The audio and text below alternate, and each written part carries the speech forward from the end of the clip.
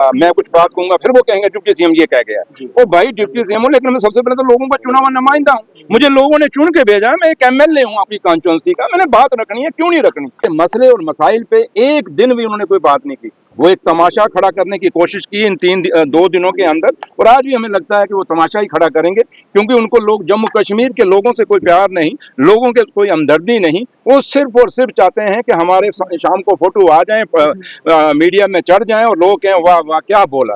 ये सिर्फ, और मैं लोगों से अपील करूंगा जम्मू कश्मीर के और खासकर जम्मू सूबे से, जहां जहां से बीजेपी के लोग जीत के आए हैं, कि आप इनसे पूछिए क्या आपने हाउस के अंदर बिजली और पानी और स्कूल या सड़कें या हॉस्पिटल के या और चीजों की बात की, इन बेरोजगार बच्चों के रोजगार की बात की, इन डेली वेजेस की आप बात जिन डेली वेजेस के लिए हमने रेगुलेशन के लिए कमेटी बना दी, आप उन पे तमाशा खड़ा करते हो। लेकिन कुछ और लोग हैं जहाँ काफी सारे मुद्दे हैं। हमारे बच्चे स्पोर्ट्स में बड़े नामी हैं, मेहनत कर रहे हैं, गाँव में दूर दराज जिन बच्चों को आज भी कोई पूछ रहा नहीं रहा, आप उन स्पोर्ट्स के उन बच्चों के लिए कोई बात करते हैं। इसलिए मुद्दे बहुत हैं, उन मुद्दों पे बदकिस्मती से बीजेपी के लोगों ने कोई बात नहीं की। उन्होंने सिर्फ हंगामा खड़ा किया, सिर्फ इसलिए किया कि लोग हमें इस मीडिया के थ्रू देखें। और मैं भी आपसे अपील करूंगा कि इनको सवाल पूछिए, ये जो भड़काऊ देते हैं, नारेबाजी मारते हैं अंदर जाके, देखिए ये पब्लिक हाउस है, वहाँ हमने कोई जलसा नहीं है, पॉलिटिकल पार्टी का जलसा नहीं होता। ये हाउस है जहाँ से ऑफिसर बैठे होते हैं, और आपने लोगों के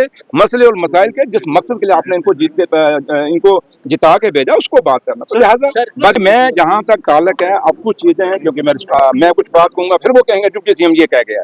ओ भाई डिप्टी सीएम हूँ, लेकिन मैं सबसे पहले तो लोगों का चुना हुआ नुमाइंदा हूँ। मुझे लोगों ने चुन के भेजा है, मैं एक एमएलए हूँ आपकी कॉन्स्टिट्यूंसी का, मैंने बात रखनी है, क्यों नहीं रखनी।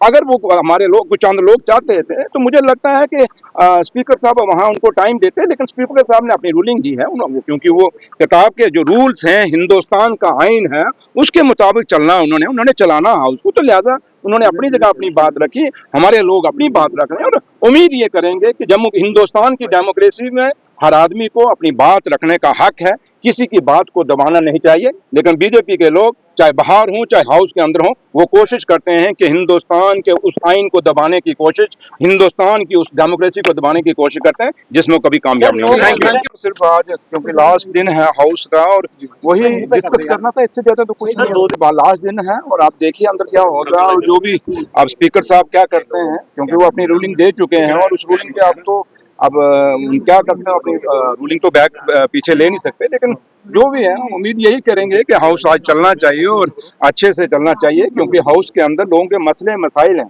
लेकिन बदकिस्मती है कि बीजेपी के लोग सुबह आके और दोपहर को हाउस के अंदर भी और सिर्फ मीडिया की अट्रैक्शन लेने के लिए वो वहाँ हंगामा खड़ा करते हैं। उनको ये पूछिए कि होम मिनिस्टर साहब यहाँ पे आए हुए थे, सुनील शर्मा साहब जो एलओपी हैं, लीडर ऑफ द हाउस है, मैं उनको पूछना चाहता हूँ कि अगर होम मिनिस्टर साहब आए थे, आपने एसपीओ की बात की, उनकी रेगुलेशन की बात की, उनकी सैलरी बढ़ाने की बात की। सबसे बड़ी बात है कि उन एसपीओ ने जिन्होंने जम्मू कश्मीर के अंदर आतंकवाद के खिलाफ एक बहुत बड़ी लड़ाई लड़ी, चाहे वो बीडीसी मेंबर थे, चाहे वो होम गार्ड थे हमारे, ये कुछ लोग थे जो होम मिनिस्ट्री से रिलेटेड हैं, और उनकी बात रखने की जरूरत थी और उनको रेगुलाइज करने की बात थी। तो ये लोग इन 10 सालों में इनके दफ्तर में त्रिकुटानगर जाते रहे और लोगों के